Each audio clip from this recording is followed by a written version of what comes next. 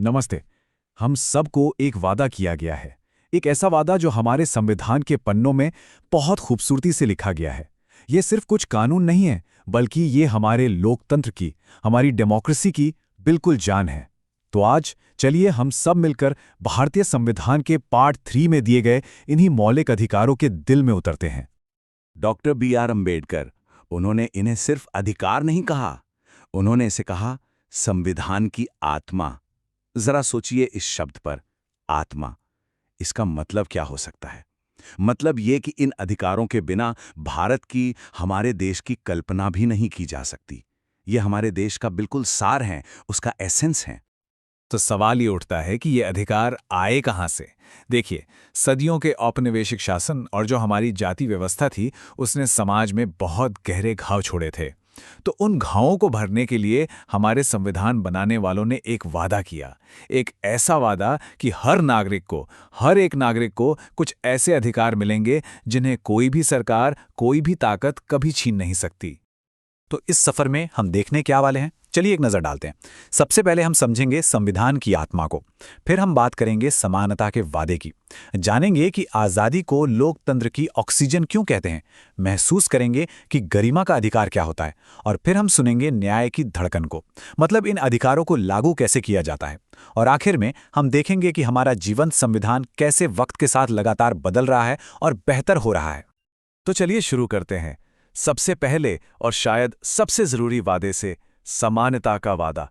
ये आर्टिकल्स 14 से 18 तक फैला हुआ है और यकीन मानिए यही हमारे लोकतंत्र का असली आधार है, इसकी बुनियाद है।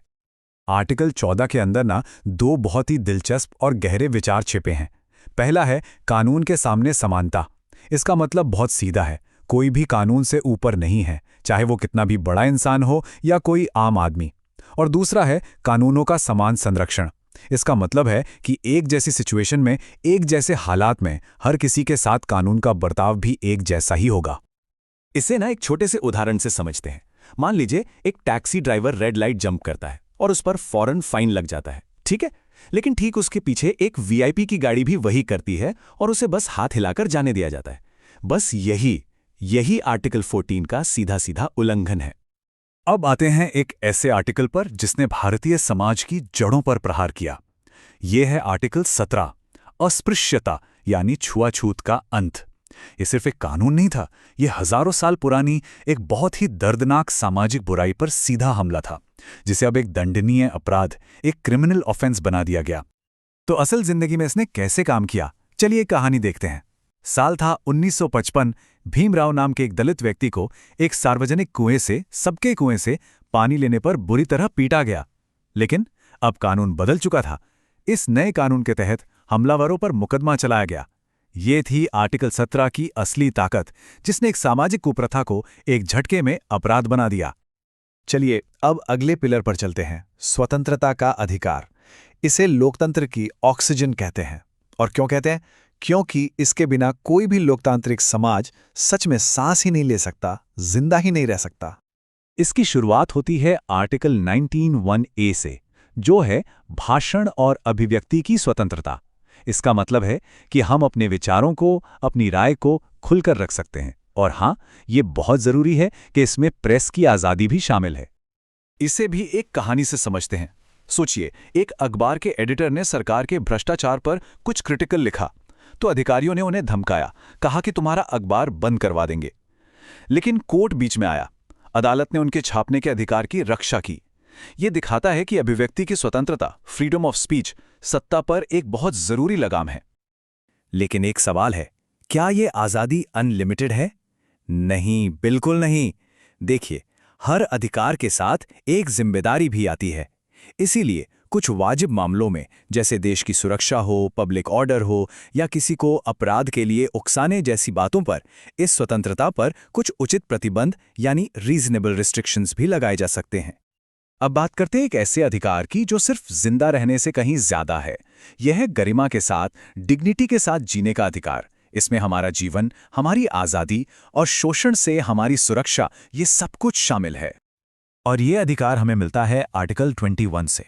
ये कहता है कि कानून की प्रक्रिया के बिना किसी को भी उसके जीवन या व्यक्तिगत स्वतंत्रता से दूर नहीं किया जा सकता। लेकिन यहां जीवन का मतलब सिर्फ सांस लेना नहीं है। नहीं, सुप्रीम कोर्ट ने इसकी व्याख्या को बहुत बहुत ज्यादा फैलाया है। जैसे समय के साथ अदालतों ने आर्टिकल 21 के दायरे को बड़ा किया, इसमें शामिल हुआ आजीविका का अधिकार, यानी द राइट टू लाइवलीहुड, क्योंकि भाई गरिमा से जीने के लिए अपनी रोजी रोटी कमाना भी तो जरूरी है ना। फिर इसी में जोड़ा गया स्वच्छ पर्यावरण का अधिकार। सोचिए, अगर हवा और पानी ही जहरीला हो तो हम एक स्वस्थ और गरिमापूर्ण जीवन कैसे जी सकते हैं? नामुमकिन है। और फिर आया साल 2017 का वो ऐतिहासिक फैसला, जिसने निजता के अधिकार यानी राइट टू प्राइवेसी को आर्टिकल 21 का एक अटूट, एक फंडामेंटल हिस्सा मान लिया। आज के डिजिटल दौर में ये अधिकार हम सब के लिए कितना जरूरी है, ये हम सब जानते हैं। गरिमा के अधिकार का एक और बहुत जरूरी पहलू है शोषण के खिलाफ अधिकार। एक सच्ची घटना है, दिल्ली की एक फैक्ट्री में 50 बच्चों से जबरन मजदूरी कराई जा रही थी। ये आर्टिकल 23 के तहत एक संगीन जुर्म है और उस फैक्ट्री के मालिक पर मुकदमा चलाया गया। अच्छा, ये सारे अधिकार सुनने में तो बहुत अच्छे लगते हैं, लेकिन अगर कोई इन्हें ना माने, इनका उल्लंघन करे, तो क्या होगा? तो यहीं पर आता है न्याय का दिल, वो सिस्टम जो इन अधिकारों को सिर्फ कागज पर नहीं बल्कि हकीकत में लागू करवाता है। डॉक्टर अंबेडकर ने आर्टिकल 32 के बारे में कहा था, और उनके शब्द सुनिए कि यह संविधान का सबसे महत्वपूर्ण आर्टिकल है। ये इसकी आत्मा है और इसका दिल भी। पर क्यों? उन्होंने ऐसा क्यों कहा? क्योंकि यही वो आर्टिकल है जो हमें अपने अधिकारों के हनन होने पर सीधे सुप्रीम कोर्ट जाने की ताकत देता है। तो अदालतें इन अधिकारों को लागू कैसे करती हैं? वो करती हैं 5 शक्तिशाली रिट्स के जरिए। सुनने में ये शब्द भारी लग सकते हैं, पर हैं बहुत सिंपल। हेबियस कॉर्पस का मतलब है शरीर को पेश करो। ये अवैध हिरासत से बचाता है। मैंडेमस का मतलब है हम आदेश देते हैं। ये सरकारी अधिकारियों को उनका काम करने पर मजबूर करता है। और इसी तरह प्रोहिबिशन, सर्टियोरारी और क्यो वारंटो भी न्याय को पक्का करते हैं। सच कहूं तो ये नागरिकों के हाथ में बहुत बड़े हथियार हैं। तो अब हम अपने सफर के अंतिम हिस्से पर आ पहुंचे हैं। एक बात समझना बहुत जरूरी है कि हमारा संविधान कोई पत्थर की लकीर नहीं है।